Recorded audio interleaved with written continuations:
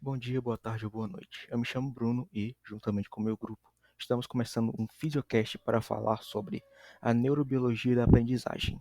Primeiramente, é importante definirmos a aprendizagem como a aquisição, conservação e evocação de conhecimentos ou práticas. Para isso, é necessária a presença de memória, que é a habilidade de reter e evocar informações como um todo. De um ponto de vista mais biológico, a memória e o aprendizado funcionam como modificações no sistema nervoso central e seus componentes, que ocorrem quando o indivíduo é exposto a estímulos e experiências que são traduzidos em modificações cerebrais.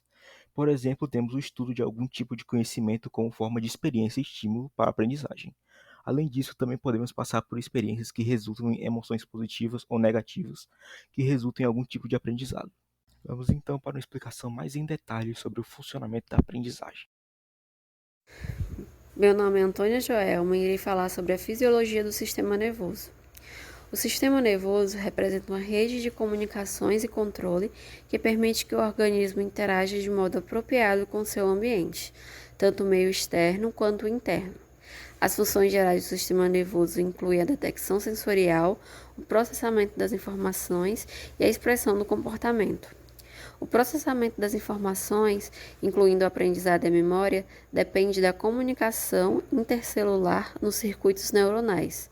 O mecanismo envolve eventos químicos e elétricos. O sistema nervoso pode ser dividido nas áreas central e periférica, e cada uma delas apresenta subdivisões. O sistema nervoso periférico representa a interface entre o meio ambiente e o sistema nervoso central. O sistema nervoso central recolhe informações sobre o ambiente por meio do sistema nervoso periférico e processa essa informação e torna parte dela consciente. Organiza respostas reflexas e comportamentais, é responsável pela cognição, pelo aprendizado e pela memória e planeja e executa movimentos voluntários. A unidade funcional do sistema nervoso é o neurônio, que funciona com células auxiliares que o circundam, as células da neuróglia. Os neurônios são anatômica e fisiologicamente especializados para a comunicação e sinalização, e essas propriedades são fundamentais para o funcionamento do sistema nervoso. As células da neuróglia são caracterizadas como células de suporte, que sustentam metabólica e fisicamente os neurônios, mas também isolam os neurônios uns dos outros e ajudam a manter o meio interno do sistema nervoso. Os neurônios formam circuitos neurais através de conexões sinápticas. A atividade neuronal é geralmente codificada por sequências de potenciais de ação propagados ao longo dos axônios, nos circuitos neuronais. A informação codificada é transportada de um neurônio para o outro por meio de transmissão sináptica, onde os potenciais de ação que chegam à terminação pré-sináptica levam à liberação de um neurotransmissor químico.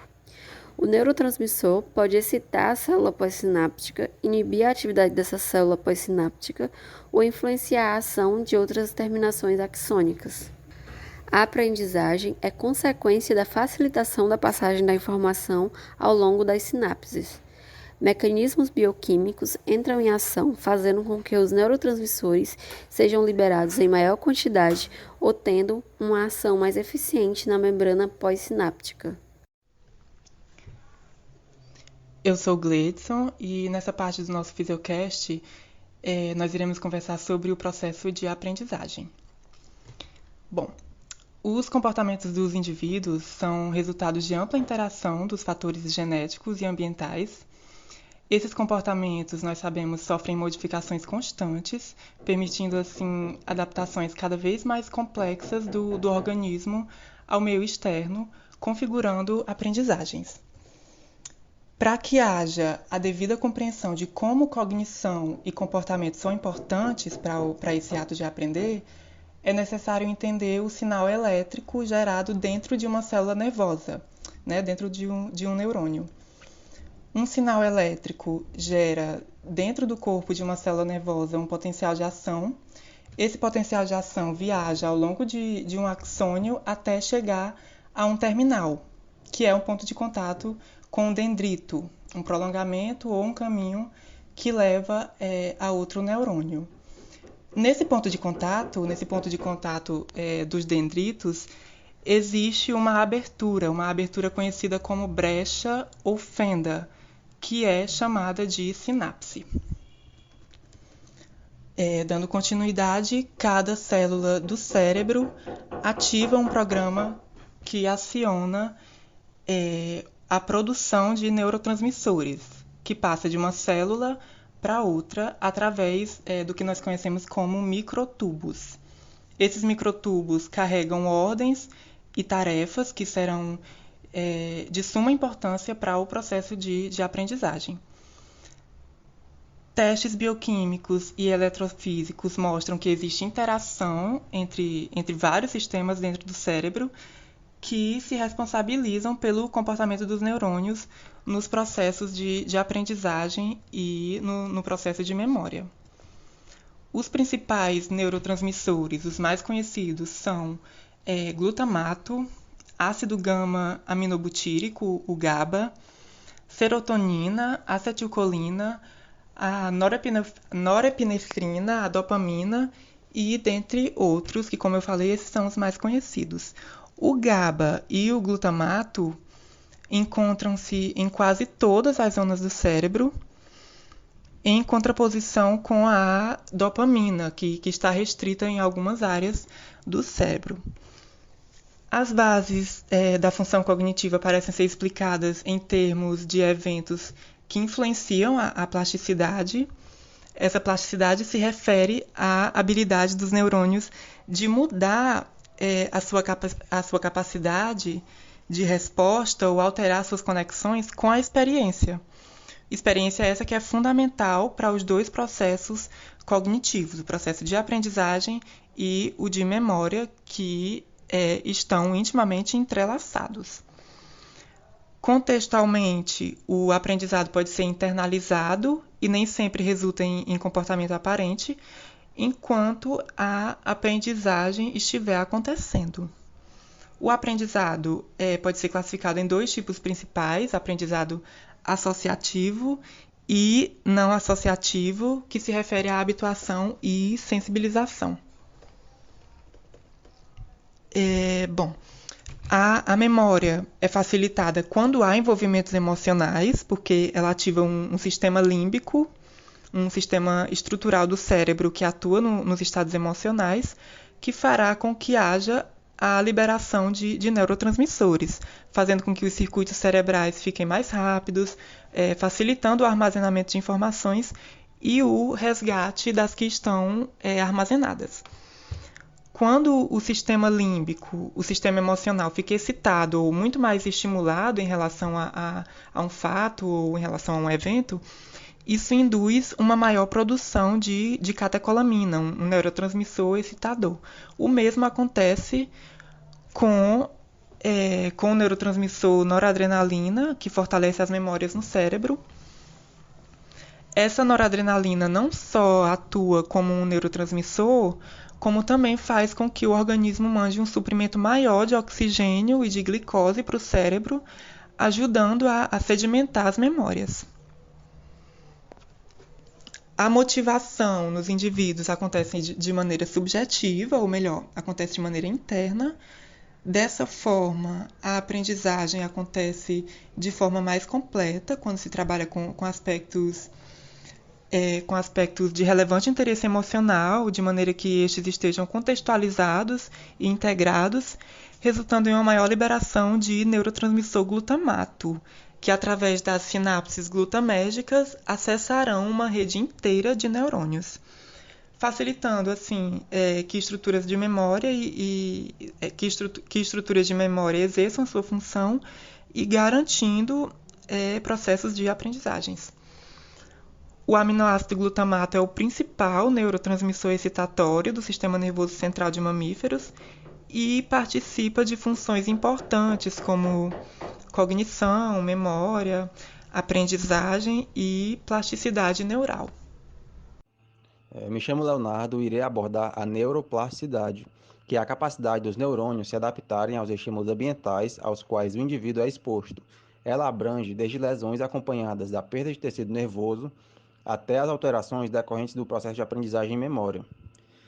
Ela varia de acordo com a idade do indivíduo, sendo muito plástica durante o desenvolvimento ontogênico até um período crítico, onde a influência do ambiente é determinante para o estabelecimento de características fisiológicas e psicológicas.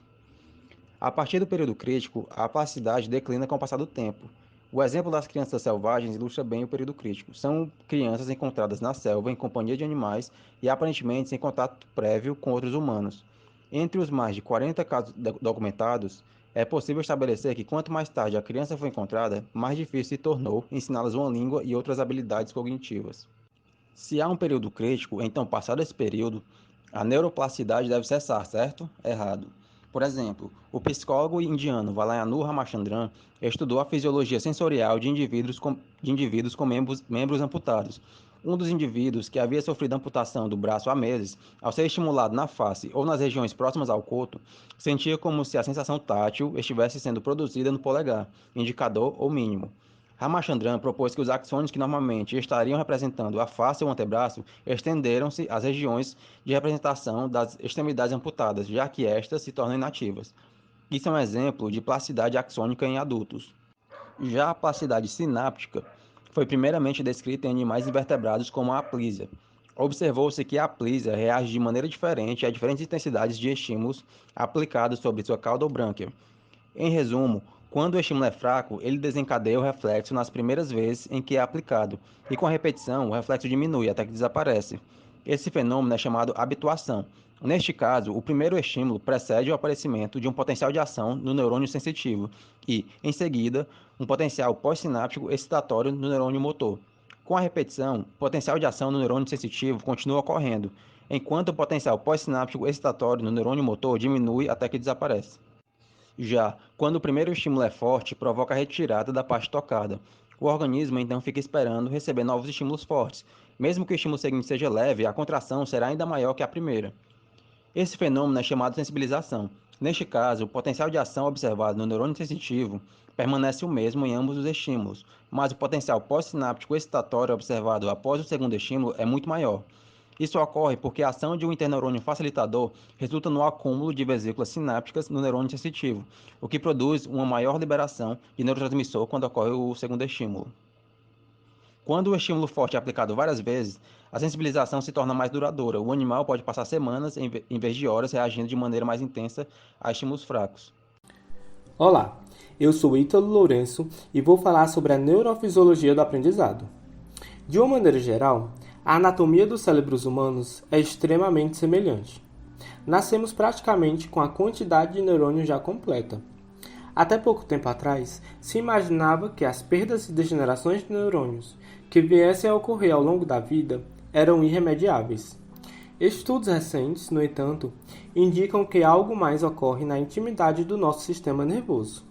Células que até então eram vistas como tendo apenas função de nutrição e sustentação para os neurônios, os gliócitos, hoje se tornam o foco das atenções pela possibilidade de serem, na verdade, células que se transformam em neurônios em caso de urgência e necessidade, sobretudo nas áreas cerebrais relacionadas com memória. Outra descoberta interessante é que, além da possibilidade de transformação dos gliócitos, ocorre o nascimento de novos neurônios em cérebros adultos. O que chama a atenção nesse caso é que tais nascimentos se dão exclusivamente, pelo que se sabe até hoje, no bulbo olfatório, que recebe sinais do nariz, e em uma região do cérebro chamada hipocampo, justamente uma região de extrema importância para a formação de novas memórias. Como os neurocientistas relacionam memória com aprendizagem, essa descoberta talvez venha explicar a inesgotável capacidade humana de aprender coisas novas. Como se sabe, os experimentos em ratos são muito importantes para se entender o funcionamento de determinadas estruturas, os quais não são possíveis de realizar em humanos. Uma experiência interessante foi a colocação de ratos adultos em gaiolas cheias de brinquedinhos que deveriam ser explorados, diferentemente das gaiolas tradicionais, na quais só existem serragem, comida e água. Isso possibilitou um aumento no número de novos neurônios gerados no hipocampo. Entretanto, quando esses ratos eram submetidos a situações de estresse que atrapalham a aprendizagem, o surgimento de novos neurônios diminuiu. Antes mesmo do nascimento, ainda na fase de embrião, os neurônios desenvolvem longos filamentos, prolongamentos que partem do seu corpo central, chamados axônios. É através deles que o neurônio estabelece ligação com outros neurônios, formando sinapses que vão se construir nos circuitos neurais.